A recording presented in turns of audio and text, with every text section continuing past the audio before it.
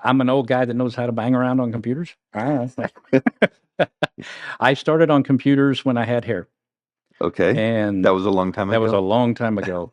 The first computer I ever worked on, I was 13 years old in 1978 and bought a Tandy Radio Shack computer, and my career has grown from there.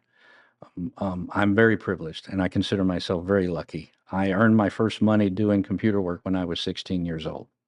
Wow. And those, as you know, obviously were the early 80s. I was still in high school at the time.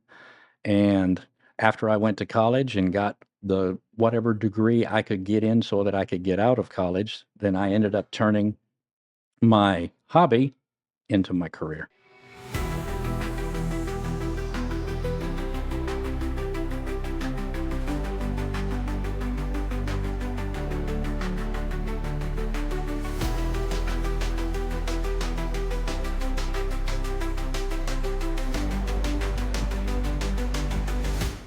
Welcome to D50 After Dark. I'm your host, Mickey Bennett, and in today's episode, we will be meeting former Town North Division Director and semi-retired IT guy, David Haney. It's going to be a fun episode. This guy's great. Stay tuned. Today's episode is brought to you by Nunu Buffet in Addison, Texas. Nunu Buffet is a Chinese buffet on Beltline Road in Addison, and this place is huge. They have plenty of seating, so you'll never be waiting in line, and they're constantly replacing the food, so it's always hot and fresh. And I'm reliably told that the sesame chicken is particularly delicious. So next time you're craving Chinese food, come down to Nunu Buffet in Addison, Texas, and enjoy a meal. Welcome to D50 After Dark, David. Thank you very much, Mickey. Thank you for having me. Now, you told me this is your first time on a podcast? It is. Well, I hope it's a fun experience for you. Well, the microphone, it looks interesting. Let's see how the rest of it goes. So, David, you are a former division director. Yeah. So you were division director for Town North. That is correct. Last year, I was the division director for Town North. I had the privilege of handling this district from that perspective. And this year, I am an assistant to Natum Charles, who is the division director this year. So a demotion. A demotion, yes. But a purposeful demotion. Under Akash Navneeth, 2 years ago, we created a system that we're still following in Town North, where the division director of year one serves automatically as the assistant division director at year two so that they can provide their guidance and learning and experience to the new person in the role. Brilliant. And it's worked really well. Akash was immensely helpful to me when I was the division director, and I'm trying to live up to his example for Natum now. Yeah. So kind of like a paying it forward mentoring situation. Mm-hmm. I love it. Awesome. And it's been an interesting journey to see it from the other side. Some of the challenges that Akash went through trying to mentor me when, as the division director, I have access to systems in Toastmasters International's web pages that I don't have access to when I'm the assistant. And it's more of a coach and guide role than it is a plan and do role because of the access privilege issues. But it makes for a very nice, smooth transition. And having someone there who's done it before not only helps you as the division director, but they serve in a wonderful capacity as a question and answer point for all the new area directors as well. So you have this built-in mentor right there in the club and in the leadership team for the division as part of your division team. And how is Town North doing these days? Down North's doing pretty well. We've had quite a bit of change associated with the realignment this past year. And there are several new clubs that came from other divisions that have moved in. We've had a couple of clubs, one particular club that was a corporate club that moved out. And so with that realignment, we've actually seen some of our smaller areas like Area 65 grow in size this year by 25%. And so the number of people are high. The number of clubs has stayed as high as it was or greater than last year. So Town North as a division is doing well. Very cool. Now today we are having a conversation in the location for your home club. What's your home club? Metrocrest Toastmasters Club 3318 And you meet in New Buffet every Tuesday at noon. Tuesday at noon. Yeah. And how is Metrocrest doing? Metrocrest is going through its standard ebb and flow Yeah. because the majority of our club members are business oriented or people that are new to business. Each year we have a few people that come in and join us, then their business transfers them, they leave us, and then we flow back in. But we've had the privilege of adding 2 new members in the last 90 days. And so we've already hit our mark this year for 4 new members for our DCP point. And so our goal now between now and June the 30th is to see if we can get those other 4. Now you meet here at New Buffet, but it's a hybrid club. It's a hybrid club, absolutely. And what percentage of your members would you say meet in person versus meeting online? That fluctuates, as you might guess, but if we picked a number sitting at about 25% plus or minus 10%, that's about the number that we usually have online. We have had meetings where as many as 50% have been online, but those are pretty rare. And we have the occasional meeting where no one's online, everyone is in the room. Yeah. Like today, it just so happens that today was Metrocrest Club Contest. 100% of our participants were all in person today. But on a typical everyday, every week meeting style, shoot about 25% that'll be online. Now, when you have guests to your hybrid meeting, do they normally come for the first time in person or online? The majority of guests that we have actually come in person. Mhm. But it's surprising how many of them stay because they see the flexibility of being able to come online when they don't have time to get away from work or not, and can get the privilege and most importantly, the convenience of attending from their desk. We have a number of our regular members who've been members here now for years who will go 3 out of the 4 meetings per month from their desk at the office. Mm. And that one opportunity each month that they get to come in person, they're here in person. And so hybrid has given Metrocrest 2 distinct benefits. The first benefit is it's expand the flexibility of our membership beyond a 10 or 15-mile radius of the location. Number 2, it's given the people that were already here the flexibility of when they have inconveniences in work schedule or personal life, the opportunity, if they have time, but not the convenience to travel, to participate even when they're out on the road. I myself have participated when I traveled to Boston a couple of times, long distance. If you got the time, you can come. Very cool. Now, you're a bit of an expert on hybrid meetings, so we're going to have a deeper conversation about hybrid in another episode. So I want to shift gears. You're a semi-retired IT guy. What does that even mean? I'm an old guy that knows how to bang around on computers. I started on computers when I had hair. Okay. And that was a long time ago. That was a long time ago. The first computer I ever worked on, I was 13 years old in 1978 and bought a Tandy Radio Shack computer, and my career has grown from there. I'm very privileged, and I consider myself very lucky. I earned my first money doing computer work when I was 16 years old. Wow. And those, as you know, obviously were the early 80s. I was still in high school at the time. And after I went to college and got the whatever degree I could get in so that I could get out of college, then I ended up turning my hobby into my career.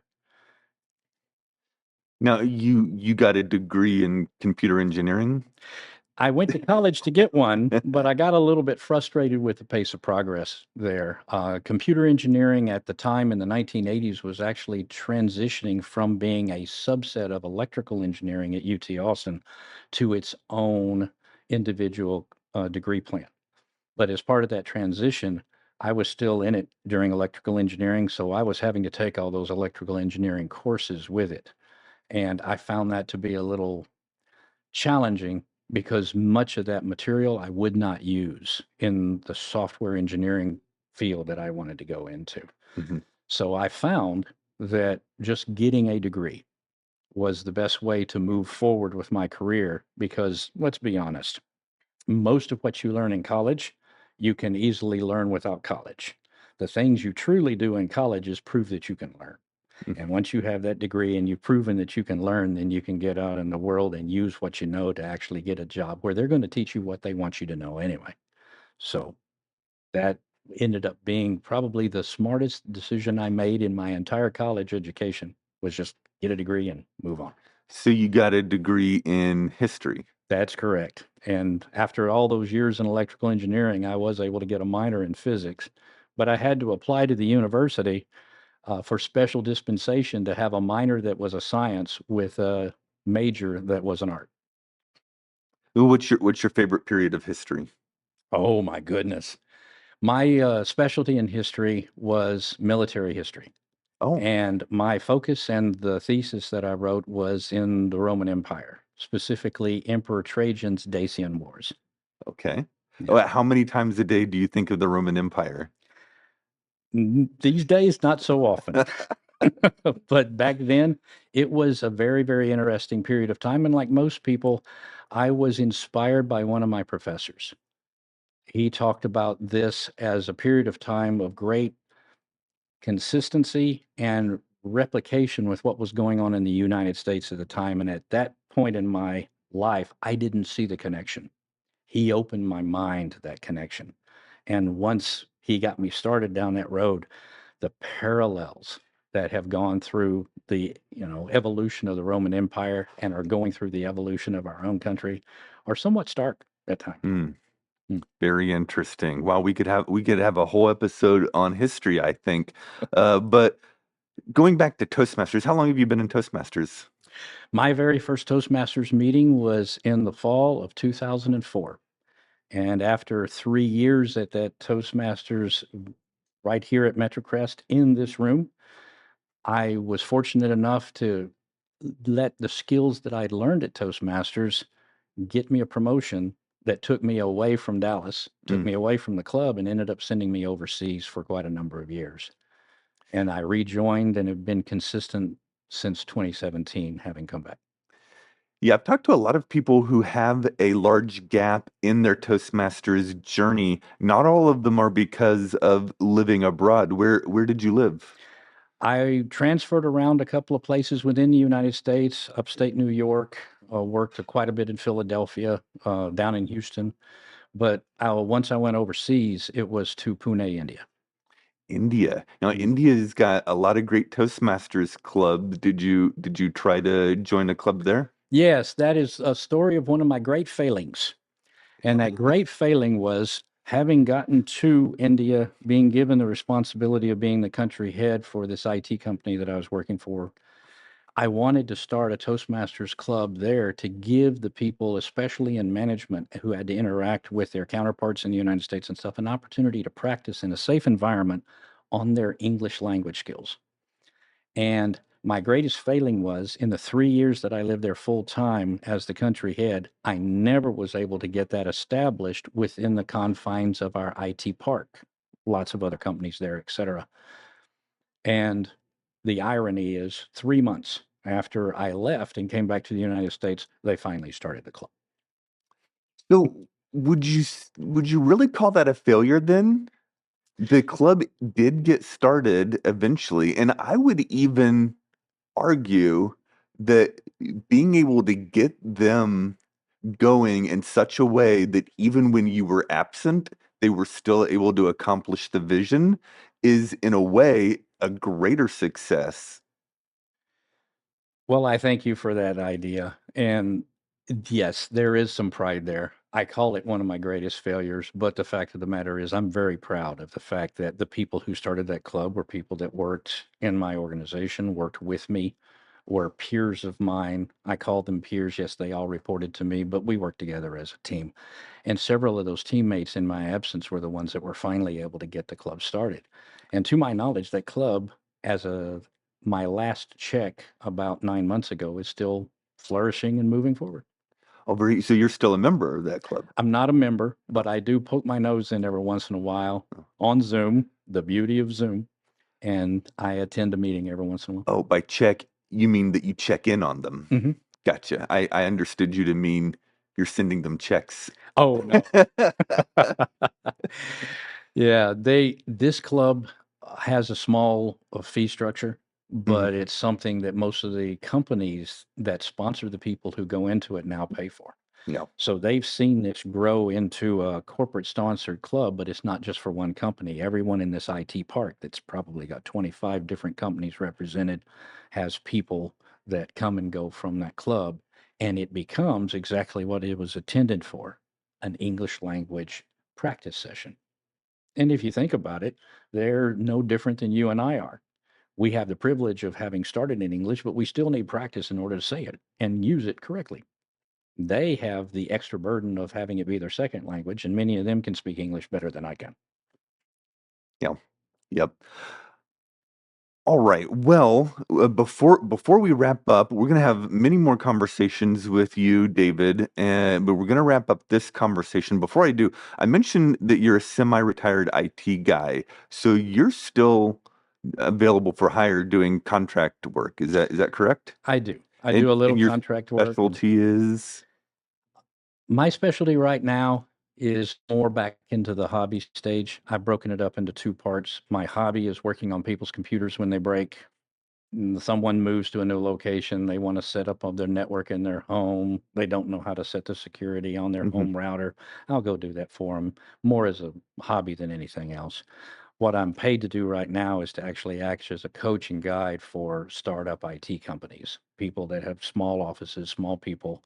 They know what they want to accomplish. It's that old South Park problem. Mhm. Step one, I have a great idea. Mhm. Step two, big question mark. Mhm. Step three, make profit. Right. Well, what do you do with a question mark? I try to help them fill in the blanks on that step two. Very cool. So if people need help getting their startup vision Mhm. going, they can reach out to you. Right. A great idea is a wonderful thing. Not knowing what to do with it can kill it. Yeah. So getting a little bit of help every once in a while can take a great idea a lot further than by itself. Well, David, I didn't set you up for this beforehand, but we often like to end an episode with a call to action for our audience. Mm. So I'm going to put you on the spot here. Can you think of any call to action for the listeners of our show? Well, the listeners of this show, I believe, are primarily at least intended to be District 50 participants, although this show can go worldwide. I think the call to action that I would state is get involved. You never know when the opportunity will be presented to you to have more of an impact than you ever thought you could have. Fortune and chance are real things, and they can come at the oddest moments when you're not expecting them. You simply have to be ready for them when they come, because Toastmasters gives you opportunities to have an impact on the world around you and the people in that world. It may not happen tomorrow, but it's going to probably happen when you least expect it. But when it comes, take advantage of it. You'll be surprised and extremely warm-hearted about the impact you have and the scope that you can achieve. Very cool. Well, it's been great getting to meet you, David. And for our listeners, we are going to have a few more conversations with David in future episodes. In our next episode, me and David will be talking about hybrid meetings in a bag. What does that mean? Well, you'll have to watch the episode to find out. Thank you for joining us. This has been D50 After Dark. I'm Mickey Bennett with David Haney. See you next time.